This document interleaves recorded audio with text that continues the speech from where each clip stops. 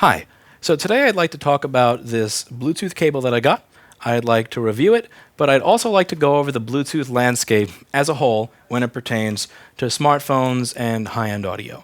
I don't want to just review this specific wire.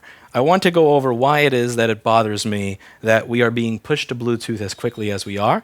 And it's one of these comments that I get very often, which is that I just don't want technology to move on. I want removable batteries. I want headphone jacks. If it was up to me, every phone would be as thick as the Arcos jukebox from 2003 because Lewis hates technology.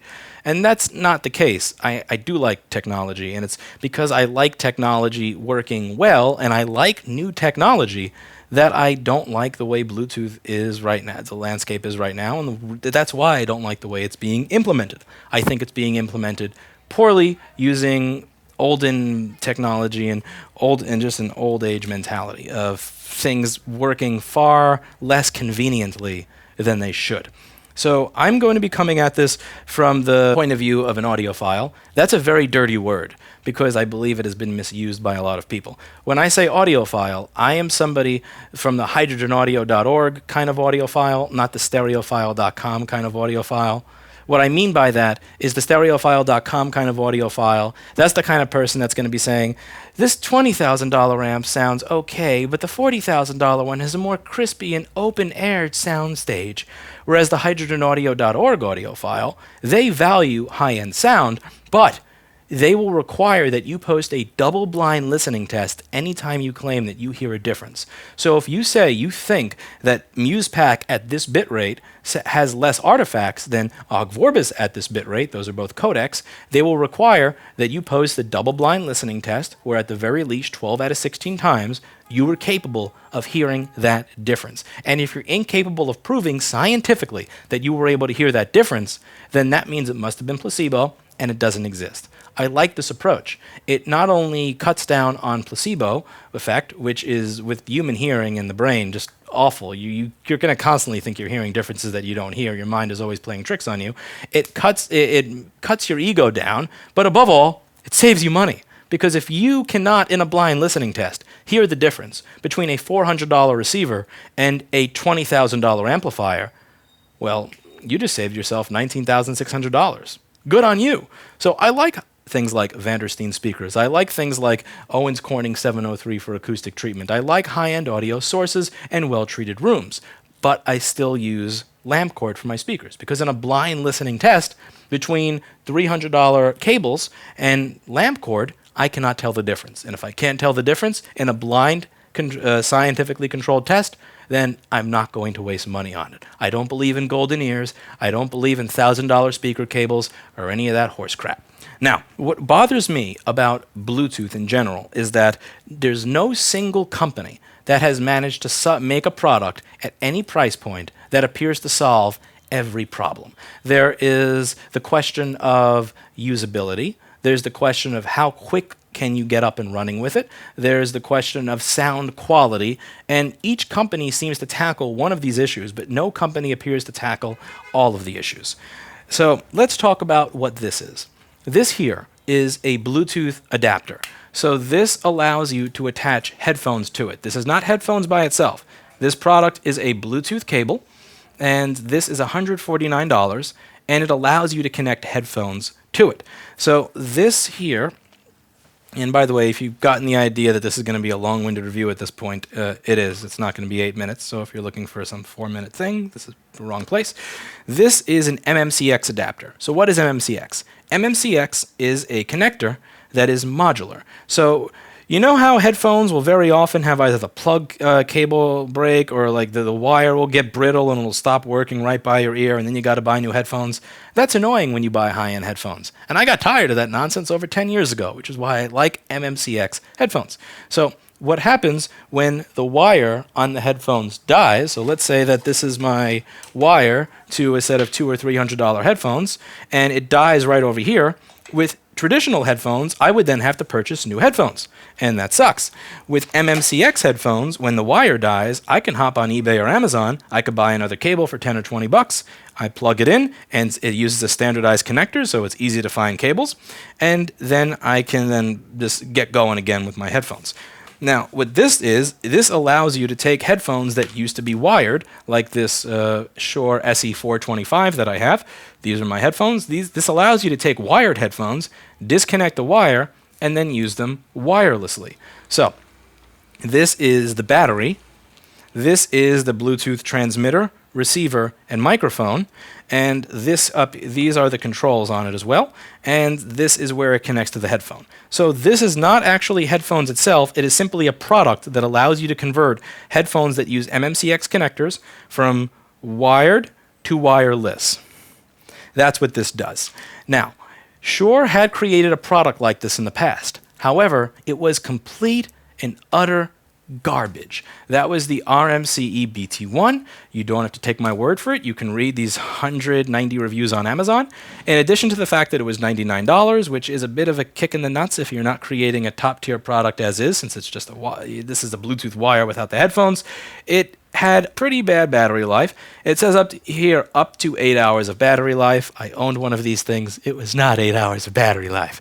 And it says that let's see, I don't even know what type of range it advertises, but the range on this was awful. If I simply took my phone and I took it from here to over here, it skips. Sometimes I could take my phone and put it right next to the cable or right next to the receiver. It would still be skipping constantly. It was absolutely god-awful garbage. This was a product that should have been recalled. This was the 2011 MacBook Pro GPU failure of Shure. This thing was awful. And there are many adapters on the market that claim to be able to do what this thing does. And I've tried many of them. And many of these adapters break really easy. Some of them have a battery life of 2 to 2.5 hours, which is completely useless. All of them had pretty poor sound quality. And when I say poor sound quality, I don't mean the highs weren't as airy. I'm talking about 40 to 50 dB signal-to-noise ratio, kind of awful. And the only one that I was able to find that was even remotely acceptable is this one. I believe it's by BASN. This has MMCX connectors. The battery life was enough that I could actually use it for at least until I was able to get near a charger again. It has a microphone, and they would at least last me a couple of months. These wires are a little too thick up here, and right around this area, they tend to break every about 2 to 3 months for me, and I have to return them, which is one of the reasons I was looking for another one. And that BASN wire that allows you to connect other headphones on Amazon appears to be going for $50. So that thing goes for $50. Now, that being said, let's discuss some of the things that are bothersome about the Bluetooth landscape right now, and just why Bluetooth creates issues for people who wanted headphone jacks when you just start taking headphone jacks off of phones. So these are Shure SE425s. I actually prefer Etymotic headphones to Shure headphones. I find them to have a more balanced presentation. They tend to have more accurate highs, less exaggerated low bass, and all of that. However, there is one issue with these headphones. So let's just go over to Etymotic's website. Let's go to earphones. Let's take a look at the ER. So I remember the ER4S was a headphone that I really liked. I guess they have new versions of these now. These headphones, they're typically around the $250 to $400 price range, around there. Yeah, so this one over here is $350. This one is $300. I remember having the ER4S. These are very nice headphones. However, these headphones are wired and wired only. Now, this is a dick move on Etymotic's part. They actually do use MMCX connectors. So you could potentially plug another cable into it.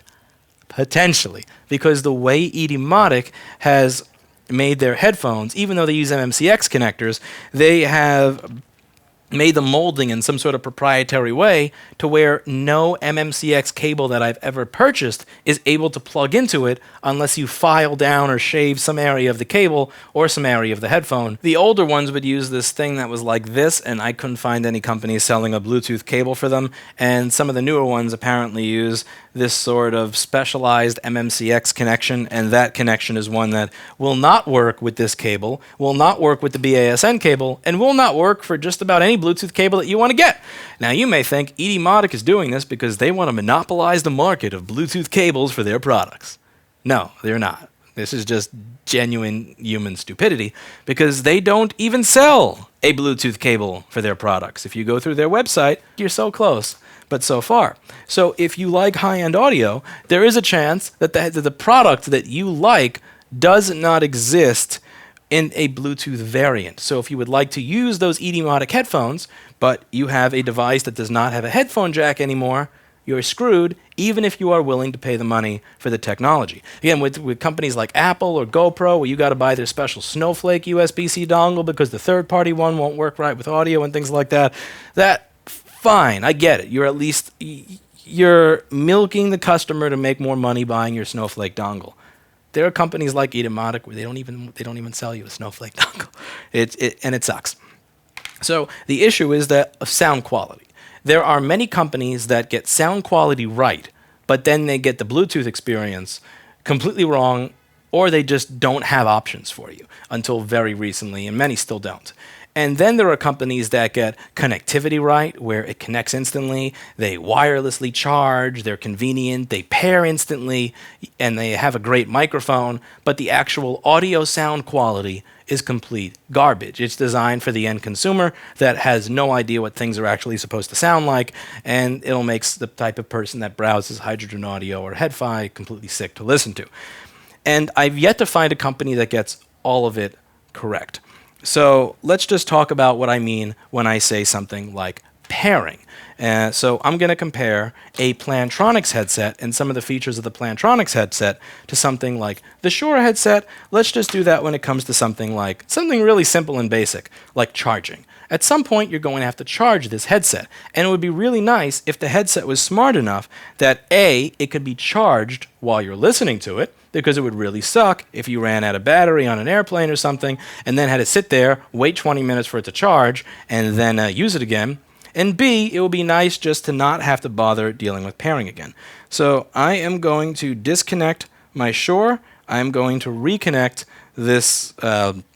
Plantronics Bluetooth headset to my phone, and I'm going to show you what the pairing and charging process is like with this, and then I'm going to compare and contrast that with what it is like with the more audiophile product. Okay, so we are going to go to the desk camera.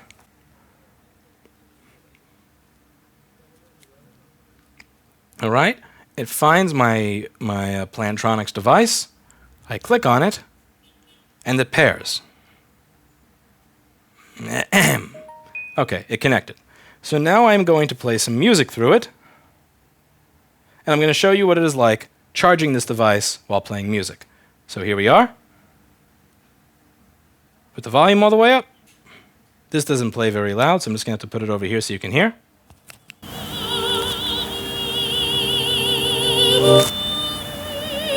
All right, so you can tell that there is music playing there. Now I am going to plug it in as if I was going to charge it. And I'm going to plug it in.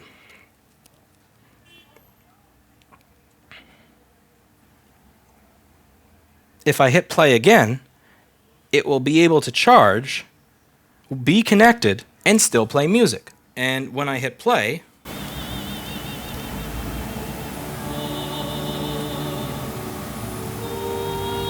it's still playing the music. I can unplug it. I can plug it back in. It pauses, but I can hit play, and it will go right back to playing the music. And it stays paired to the phone. So there's no repairing process. I don't have to enter a Bluetooth menu in order to repair this headset. Now, obviously, I'm not going to use this for listening to music. It sounds god-awful for that. This is not what that is created or intended or designed for. So let's see what that's like with the Shure. So in the Shure, I'm going to hold down this button, which is going to get me into pairing mode. I am going to refresh the list of Bluetooth devices. Click.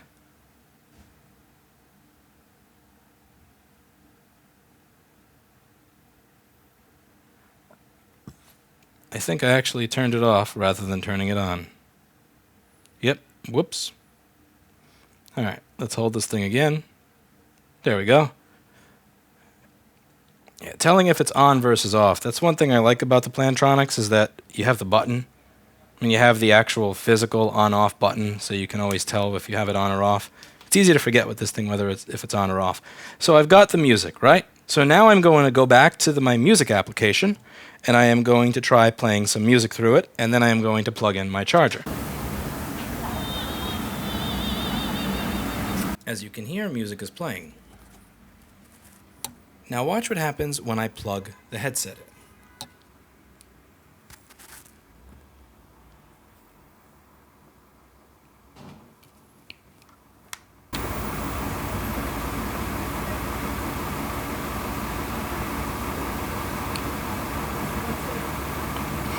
You'll notice that it paused over here, just like the Plantronics did. Watch what happens when I hit play again, though. It's now playing through the phone. It's not playing through the headset. With every single MMCX adapter that I've tried, whether it's the $20 ones, the $50 BASN one, or even the $150 Shure cable, as long as you plug the charger into it, it is no longer able to work. You have to choose between being able to charge the device or use the device. Now, when people say that I'm being a curmudgeon because I just don't like progress, think about it. How long ago was it that you had to choose between charging a device or using a device? How long ago was it when you had a smartphone that you could either charge or use but not do both with? This is a serious step backwards. Not only is it not chargeable or not usable, but watch how bad the user experience is once I stop charging it. So if I unplug this, I'm no longer charging it. Is it automatically going to repair itself to the phone and recognize that I'm no longer charging it, or is it going to play out of the phone?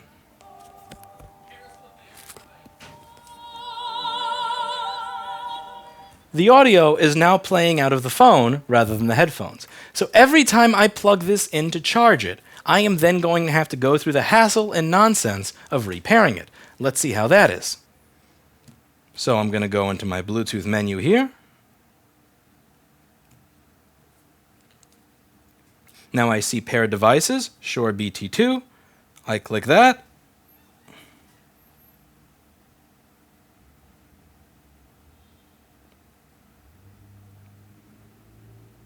Not connecting. So I have to turn this back on by holding the button down. Again, you don't know if it's on or off because it automatically turns itself on and off. It doesn't have a switch like the Plantronics does. So I click it again after I think I've turned that on. And now it finally works. So, with many of these Bluetooth MMCX adapters, which are required in order to use high-quality headphones rather than the low-end consumer trash with your device, every time you go to charge it, each time you plug it in to charge it, you then have to repair it. Not only can you not charge it and use it at the same time, you also have to then repair it, which, as you can see, it takes like 10 seconds to do, but it's a pain in the ass that you shouldn't have to do. So I have to turn it back on, so I have to hold the button down for 5 or 10 seconds, then I have to go to the Bluetooth menu, click it, wait 5 or 10 seconds, and then I can get back to listening to music. Or I can take this using this old curmudgeon 30 to 40-year-old adapter. I can take it like this and plug it right into the phone. This does not take 10 to 20 seconds. This takes less than a second. And if it takes you 10 to 20 seconds to figure out how to plug it in, well, you've probably spent more time being single than me. Now, this is not me having an aversion to technology moving forward. This is a joke. And this is not how just one cheap, crappy Chinese company does it. You know, again, if I was saying, well, the $20 adapter I got on AliExpress does this, or even the $50 BASN I got does this, I would understand if somebody criticized me. We are talking about an American company that's charging more money than any company I've ever seen charge for one of these adapters, and it works identically to how a $20 adapter off of AliExpress works, which is that you cannot even charge it and use it at the same time. I'm trying to think of a device in my head that I have that I portably use where I haven't been able to charge or use it at the same time. Like maybe the battery pack I got from Radio Shack from my original 1988 Game Boy did that, but this is sad. This is not technology moving on. Now, as you can see, there are companies that do that. For example, the Plantronics headset can do that. But Plantronics does not in any way, shape, or form match the audio quality of the Etymotic in-ear monitors or the Shure in-ear monitors. They're not bad, it's a different level. I wouldn't expect it. Same thing with something like the AirPods. You know, they have this convenience factor to them. They got the convenience part down pat, which is they turn on instantly, they pair instantly, they charge easily, they don't, you don't have to deal with unpairing and depairing and all this crap every time you go to charge them. That works straight out of the box, but the sound quality is crap. For all the time I spend going over the things that Apple does wrong, the bad hardware design, or the poor durability, or the way that they handle their recall programs when every single year, and it is every single year, that they design something that stops working properly, how poorly they handle it. This is not something you would ever experience with an Apple product. This is where I will defend the people that say that Apple understands the user experience. Apple would realize, wait a second, you go to charge it and then it just unpairs itself and you have to turn it back on and repair? What? Nobody at Apple would let a product like this out the door, because Apple, for all of their issues, for all of the mistakes that they make when it comes to durability or longevity, and for all the money they take from the user for giving them outdated specifications with their hardware, at some level, they have some semblance of understanding that user experience matters. This would never happen with an Apple product. The fact that you have, it turns itself off, you can't charge it and use it and when you go to take it back out, it doesn't automatically repair. You have to wait. So not only do you have to turn it on again, but then you also have to pair it again in the phone. What? No.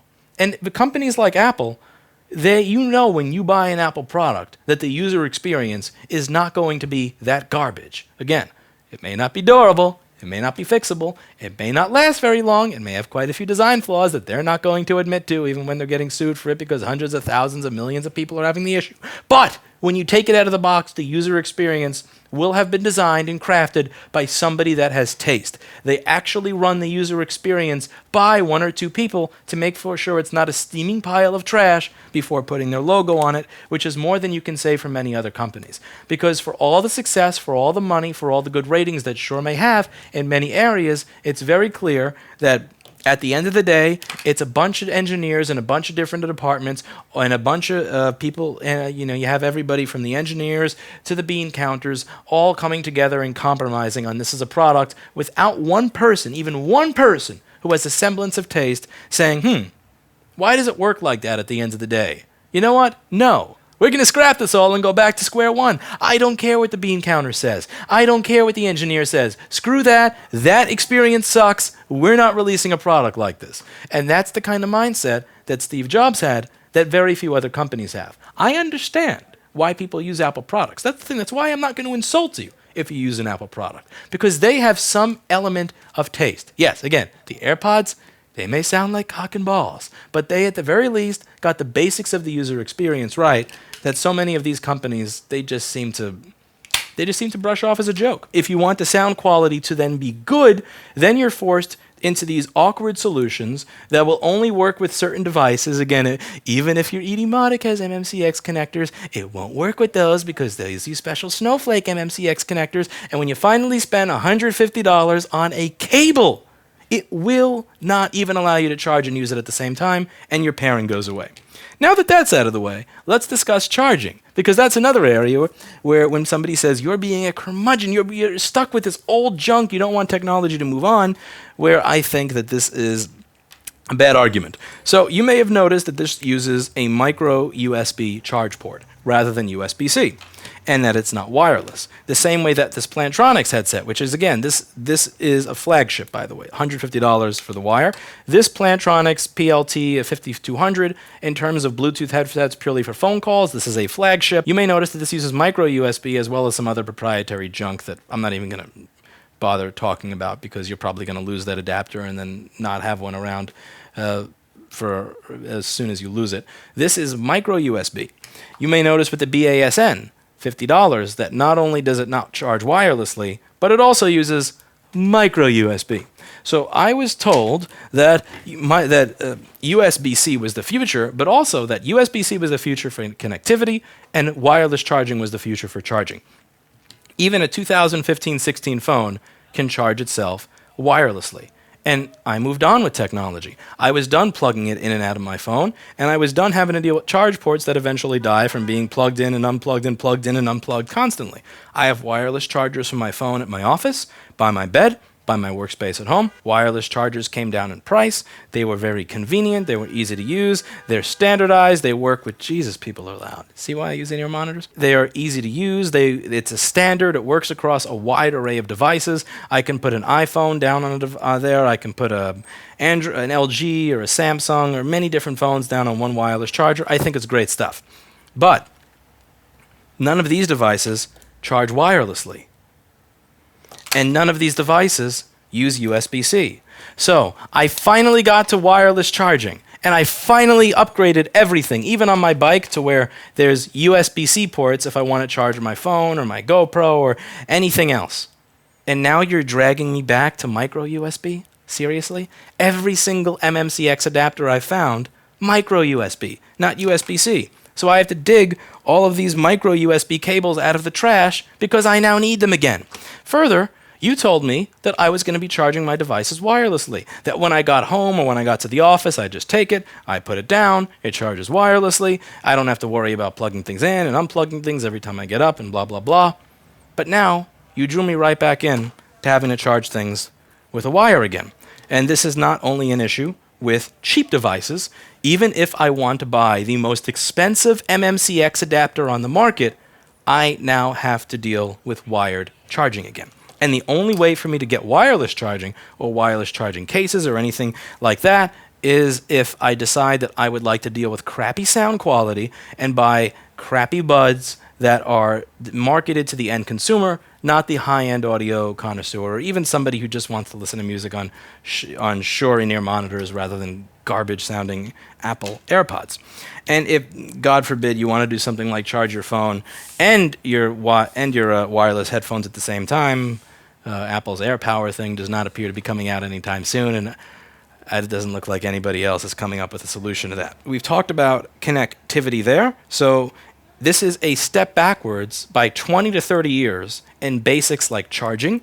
It is a step backwards in freedom because I have to choose between sound quality and convenience of charging, convenience of pairing, and even the ability to wirelessly charge versus charge with a wire. Now let's talk about the microphone quality of this thing. So I am going to play you a couple of audio clips. These audio clips are going to be of me sitting down in a chair by myself, and then also of me riding my bicycle. This is the BASN headset, A, B, C, D, E, F, G. I'm in a quiet room in my apartment with acoustic panels, and this is the BASN headset. This is the Shure Bluetooth wire, A, B, C, D, E, F, G. This is in a quiet, acoustically treated room in my apartment. Let's see how this sounds.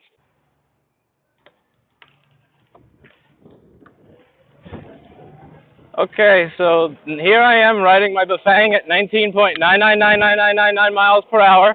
This is with the BASN headset. This is the BASN headset as I ride my bike at 19.99999 miles per hour, and that's the wind.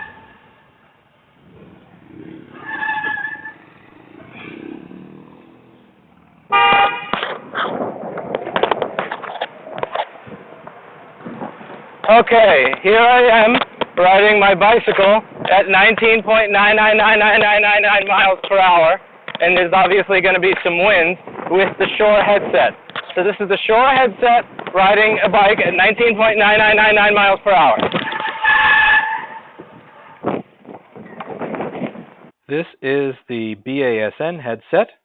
I am going to turn on the air compressor, and we are going to hear what that sounds like. So this is the BASN headset with the air compressor on. This is the BASN headset when I talk at a low volume with the air compressor on. This is the BASN headset when I talk at a medium volume with the air compressor on. This is the BASN headset when I speak loudly with the air compressor on. So let's see how the BASN headset sounded in contrast to the Shure. This is my Shure microphone. I am about to turn on a very loud air compressor. So this is the Shure microphone as I stand stand by a very loud air compressor and talk at a normal volume. Shure microphone is the air compressor and talk at a normal volume. This is the Shure headset as I stand next to the air compressor and speak loud. Shure low. Shure normal volume. Shure loud volume. Now, when sitting down, this random company I've never heard of that makes a device that is a full $100 less than the Shure device, a company that is renowned, worldwide, legendary for their microphones, actually sounds better. This has better quality for phone calls than this does in a microphone. That's not only pathetic because Shure is a company that is renowned worldwide for making quality microphones over the past 50 plus years. It's also pathetic because the Shure device costs a full $100 more than the BASN device. That, in my opinion, is completely inexcusable, and it seems to be a continuing trend of American companies using their brand name but then having, I don't know, like first-year interns or just recent college grads that have no real-world experience design products because they're cheaper than older, more experienced engineers. There's no excuse for a company who has a 50-year history of microphones and a full $100 added onto their budget over the cheap headset to actually have a microphone that sounds worse. But you let me know what you think below about that. Now, the next aspect of the review of this is going to be sound quality. There is one thing about this that actually makes it tolerable and usable for somebody who cares about high-end audio. This does support several codecs that are important. So what do I mean by codecs? This is not simply beaming the audio from your phone directly to it and then just playing it.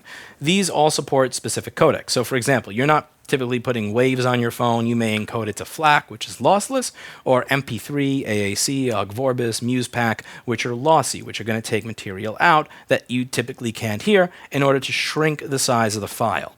And that's what you're listening to when you plug it in with your headphone jack. Now with Bluetooth devices, you're typically dealing with another level of compression. That's called transcoding. So encoding is when you go from a CD format, like 16-bit 44.1 kilohertz wave file, to an MP3 file. That's encoding.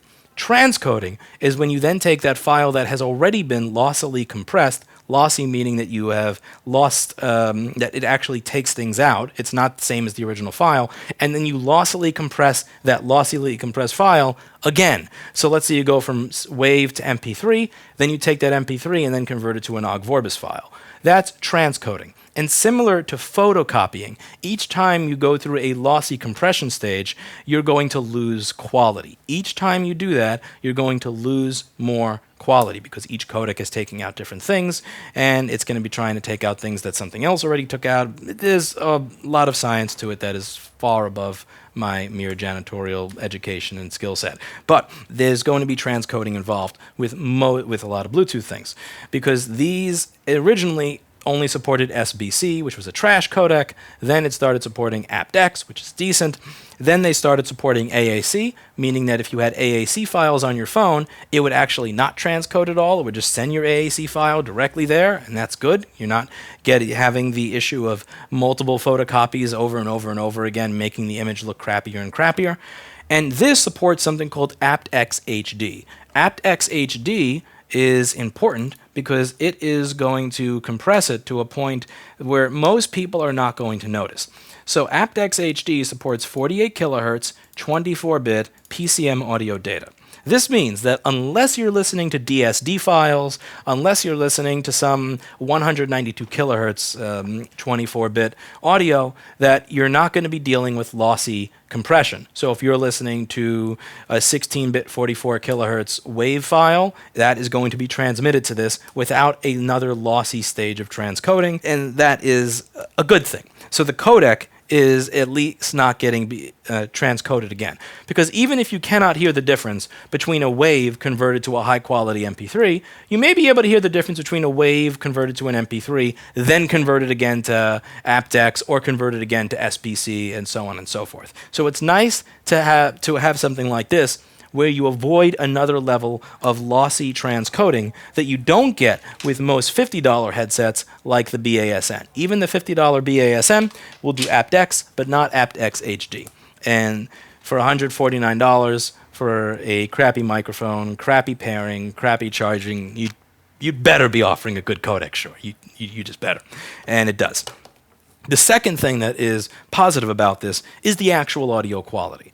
Now, I did do an ABX blind test between it and the BASN when I am listening to classical music, or let's say, something that's quieter like Led Zeppelin's Stairway to Heaven. 10 out of 10 times I can tell this from that. Not because of the airier sound quality, or the open sound stage, or the slightly warmer, not because of any of those audiophile terms, simply because of the hiss. All of these headsets that I've tried in the $20 to $50 range, I don't mean headset, just the MMCX adapters, they have an ungodly amount of hiss that you will hear immediately. When I'm listening to something like Joe Satriani's Mindstorm or something that's loud, if I pump the volume up, in an ABX test, I cannot tell the difference. At a low volume, I can tell the difference 10 out of 10 times because the hiss is there. So I'm not even talking about sound quality in terms of, all of the things that we typically caring for. I'm just talking about the most basic fundamental elements that in almost any home audio system, even budget ones nowadays, we just stopped caring about a long time ago.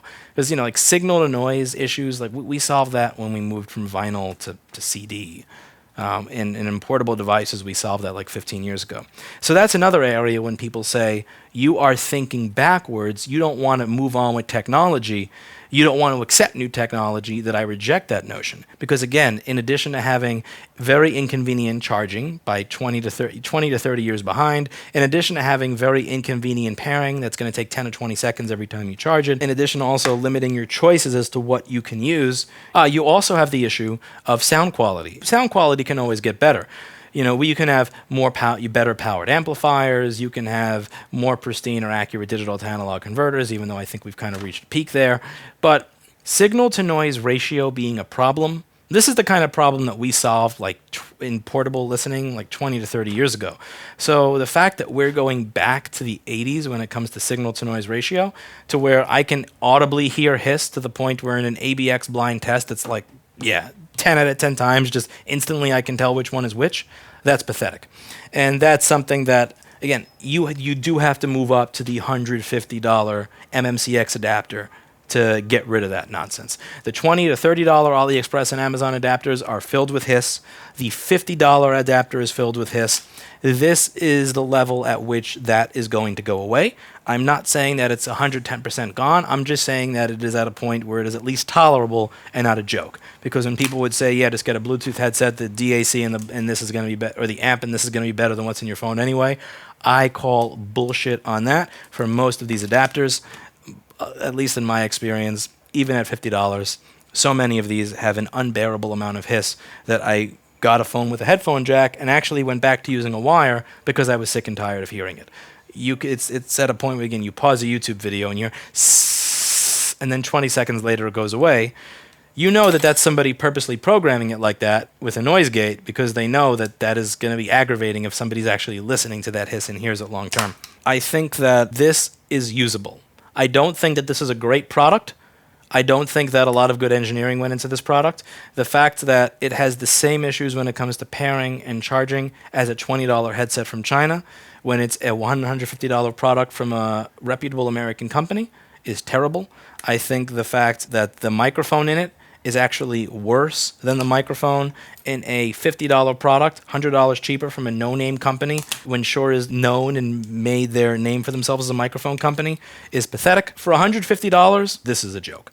But if you are somebody like me who values high-end audio, who wants a way to listen to MMCX headphones where you don't have to deal with transcoding, where you have decent battery life, and you don't have garbage sound quality from the terrible signal-to-noise ratio of all these other products, and you don't want to deal with the issue of constant dropouts, this is good.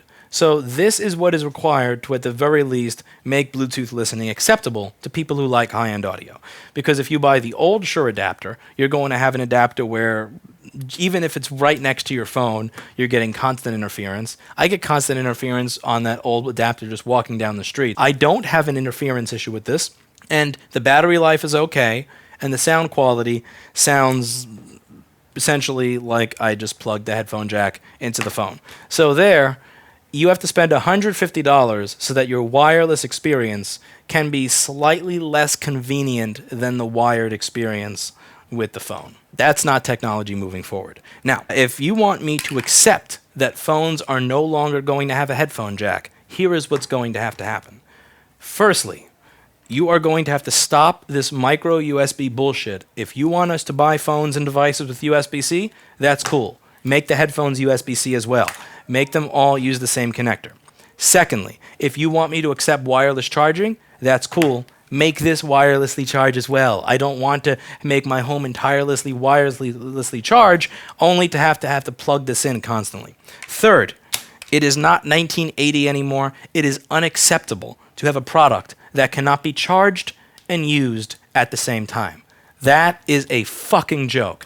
And it's one thing if the Chinese $20 product does it, even if the $50 product does it. But if the company with a known name and reputation in America for $150 is doing that 1980 bullcrap, where you have to choose whether you are going to charge it or use it, that is fucking bullshit, and you should be able to do better than that. And I just showcased how it is possible to do better than that in a product that's actually cheaper, that comes with the earpiece and the microphone and everything. High-end audio companies are going to have to start making their products function with these adapters in a way that makes sense. So no more of this garbage where companies like Etymotic say, hey, our headphones are $300, and they're only going to work with our cables, and we're not going to have Bluetooth adapters available for them, and our cable is going to be crappier than the cheapest rubber band or twist tie that you can get at Costco. If you want me to actually accept that there's no headphone jack on a phone, then I want a Bluetooth Sennheiser HD650.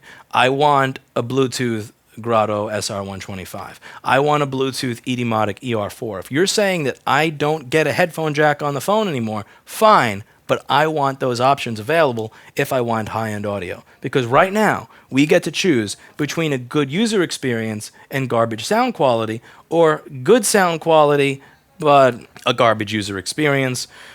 I'm sure there are some companies that have made over-the-ear headphones that have decent sound quality and also a decent user experience. I haven't tried those simply because I prefer in-ear monitors at this point. They're small, they don't take up a lot of space.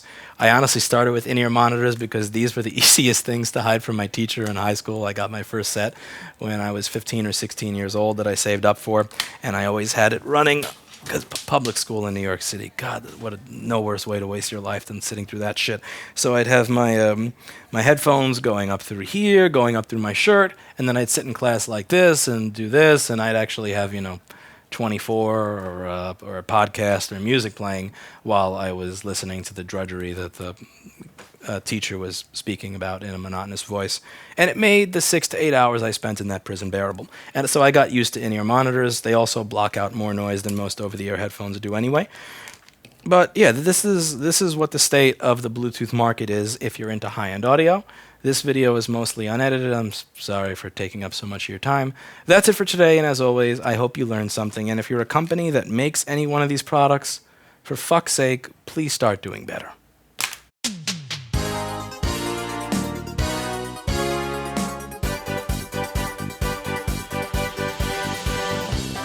Do you have a MacBook that needs to be fixed? Come by our store, which is open to the public at 186 First Avenue in Manhattan. Are you located outside of New York? No problem. We have a live chat where you can speak with us about the repair that you need, a phone number where a representative will pick up during our open hours where you can contact us about repairs. Send us a machine from anywhere in the world by going to our website and clicking on the mailbox, or simply heading over to sendyourmacbook.com. That's sendyourmacbook.com, where you'll be redirected to our mail-in instructions page that includes the form and the directions on how to send us a MacBook for repair. Don't delay, click our affiliate link down below.